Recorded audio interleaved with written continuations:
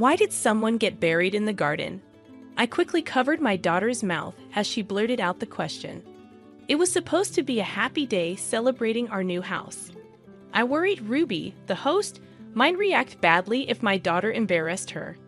My brother had warned me about Ruby's temper. Thankfully, I managed to smooth things over.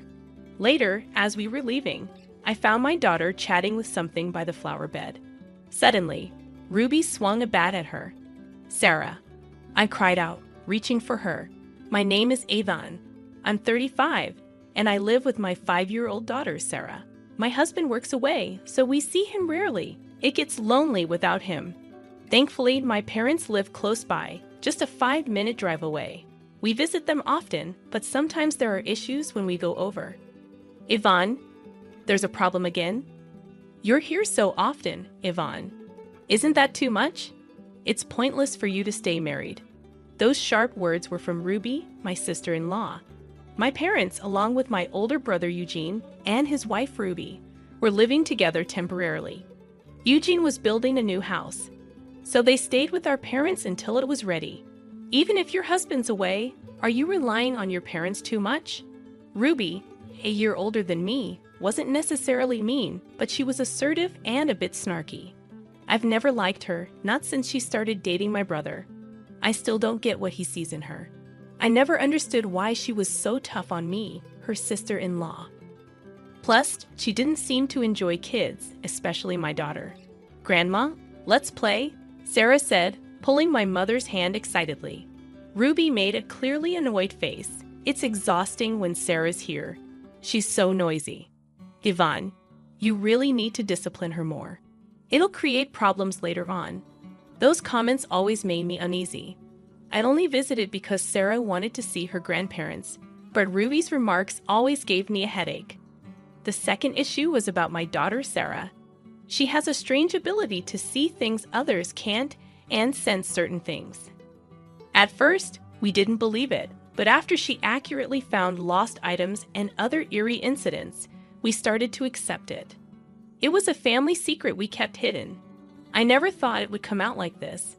Finally, the long cohabitation was ending. My brother and his wife's new house was ready, and they were moving out soon. I was looking forward to it. Living together had been tough.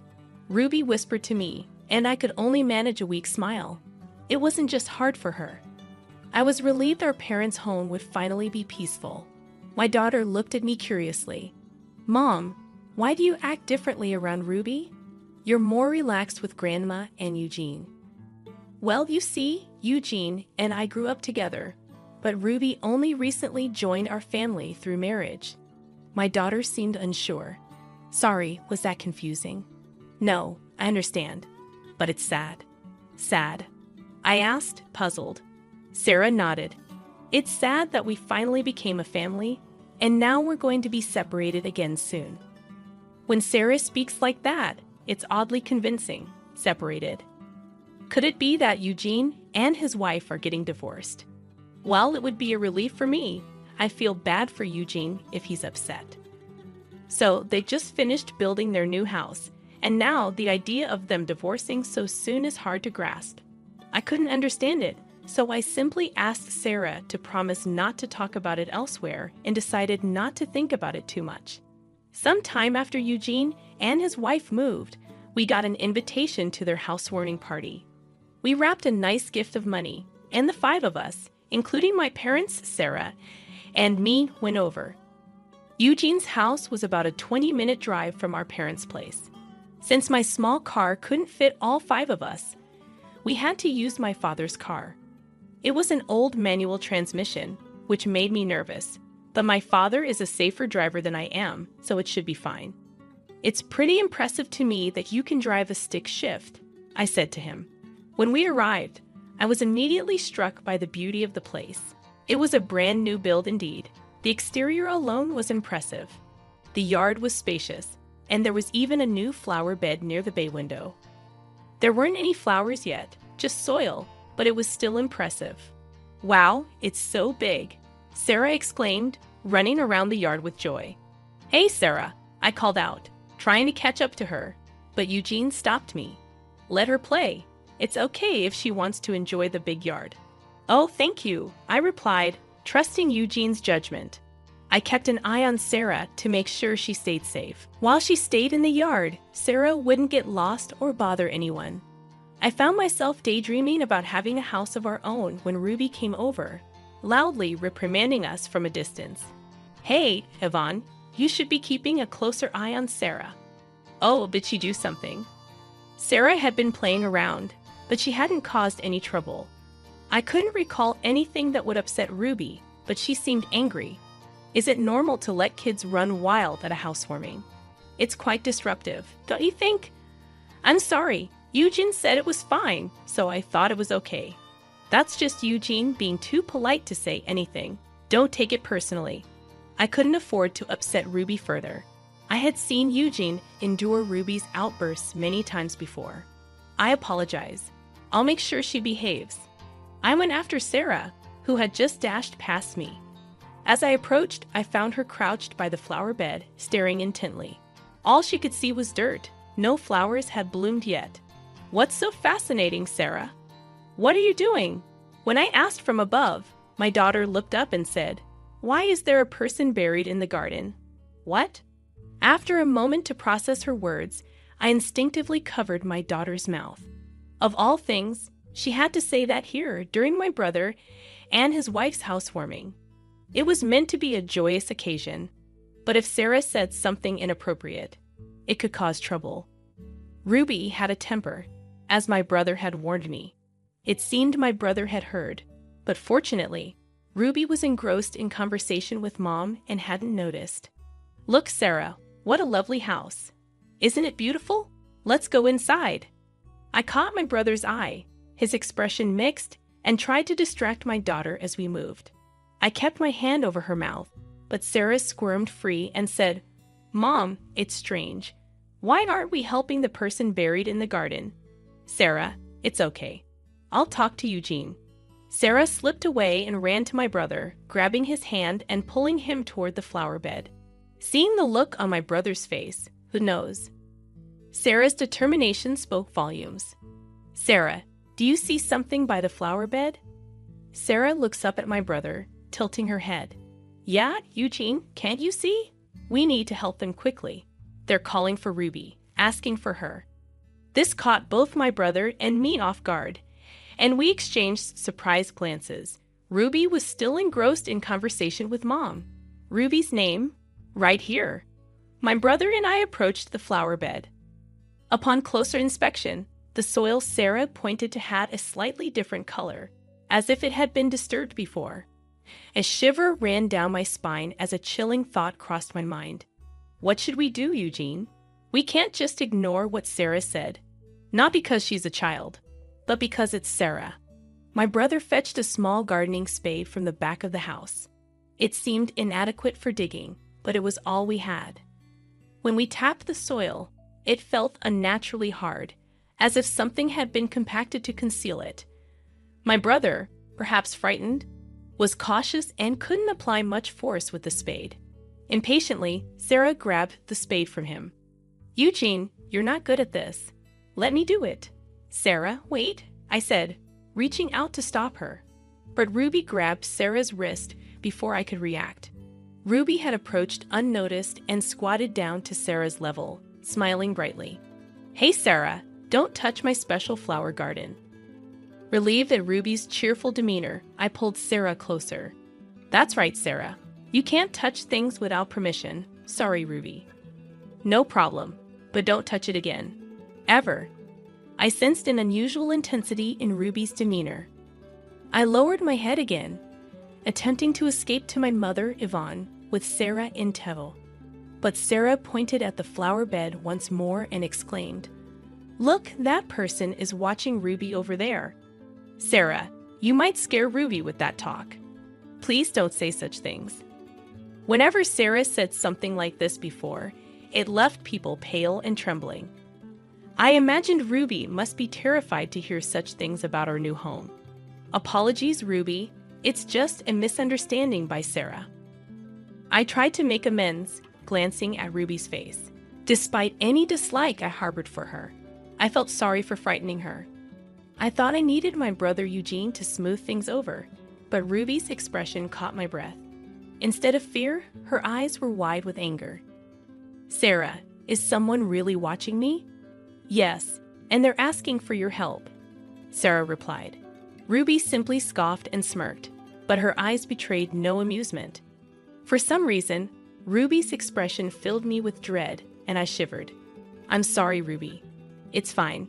Just kids being kids, Ruby dismissed, though her tone lacked warmth. Eugene swiftly intervened between me and Ruby, diffusing the tension for the moment. We entered the new house with our parents and settled onto the plush new couch. Wow, it's so comfy, Sarah exclaimed. Her spirits lifted in the new surroundings as she sank into the couch happily. It seemed she had completely forgotten the earlier incident, and I felt relieved. We ordered some sushi for takeout, chatting, and enjoying the meal. Sarah must have been tired from all the excitement because before long, she had fallen asleep on the couch. Would you like to take her upstairs to bed? Should Eugene carry her? Really? Thank you.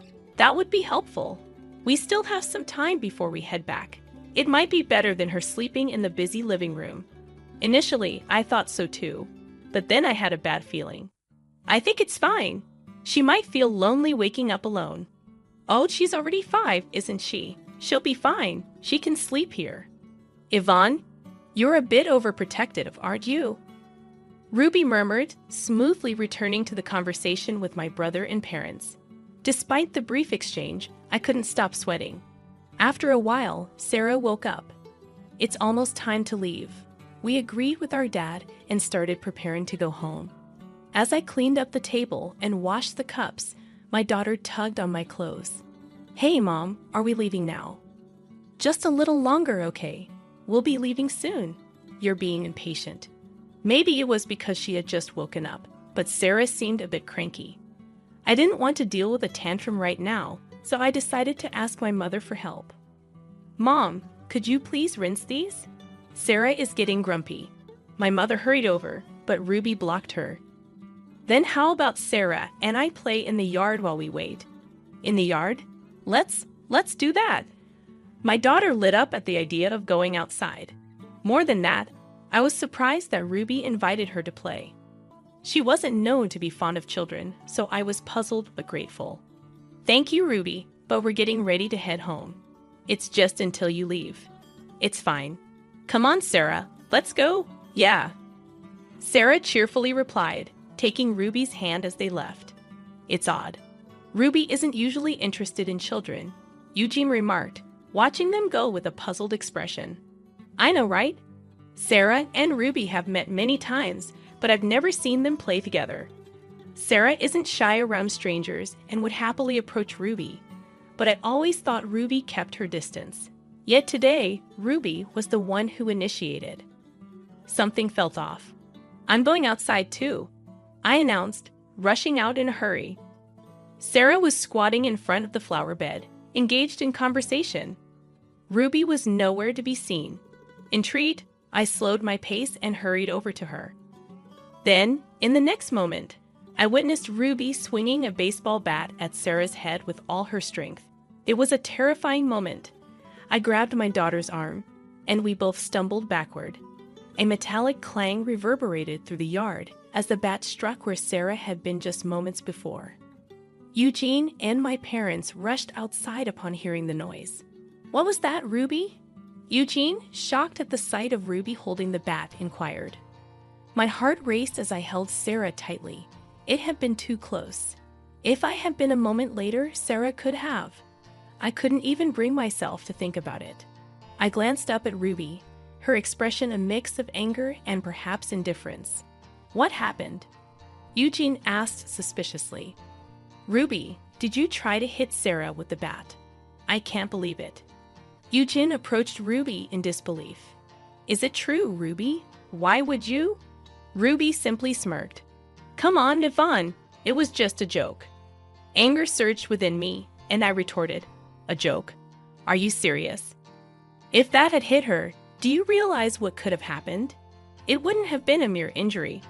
As I spoke, I noticed something horrific. The end of the baseball bat was stained with something dark red. Catching my gaze, Ruby exhaled. Sarah started it, didn't she? She shouldn't have said what she did. My eyes were drawn involuntarily to the flower bed. Could it be true? Was there really someone buried beneath, as my daughter had claimed? Fear gripped me, making my teeth chatter. My brother, concerned, kept me and Sarah away from Ruby. What's going on, Ruby? It's nothing serious, just a joke. Maybe I went too far. My brother gazed at Ruby for a moment, then decisively went to the back of the yard. He grabbed a small shovel and started digging up the flower bed Sarah had pointed out earlier. Hey, Eugene, what are you doing? Ruby tried to intervene, but she couldn't stop my brother. He kept digging until he unearthed something, leaving him speechless and clutching his head. Ruby collapsed weakly beside him. Eugene, Yvonne, call the police, he said urgently. Quickly take Sarah and go home. From my brother's unusual behavior, I realized Sarah's words were true. He had found something Sarah had mentioned. I immediately dialed the police. Surprisingly, Ruby remained subdued until the police arrived. She repeated, "It's all over," as if in a daze, but she didn't become furious or try to escape. Once the police arrived, I decided to stay with my brother while leaving my daughter with my parents. My mother was too frightened to accompany us, and although my father offered to stay, we would then be without a driver. "I'll be fine alone," I insisted, though it wasn't entirely true. I couldn't leave my brother by himself. "Sarah, listen to Grandma and Grandpa and wait here, okay?" "Okay, Mommy. Take care of Eugene too." "Of course." I couldn't gauge how much my daughter understood, but I reassured her with a smile. My brother appeared to be conversing calmly with the officer. I observed from a corner of the yard so as not to interfere. Suddenly, Ruby's voice erupted in anger. "I've already told you, I don't know anything." "Fine, let's go to the station and I'll explain everything there." "You're just trying to blame me? I won't go." The officer looked puzzled by Ruby's outburst. A female officer attempted to grab Ruby's arm, but she shook her off and sought refuge behind my brother. "Eugene, help me." My brother, visibly flustered, held Ruby's shoulder but remained conflicted, neither embracing her nor pushing her away. "I didn't do anything wrong. It's a false accusation." Though my brother may have wanted to believe Ruby, her recent actions, like swinging a baseball bat at Sarah, suggested otherwise. "Is someone watching me?" "Yeah, they're asking for Ruby's help." Ruby's response was a cynical "ha," with no trace of a smile in her eyes. Her demeanor sent a chill down my spine, and I shuddered. "I'm sorry, Ruby. It's okay. It's just kids' stuff."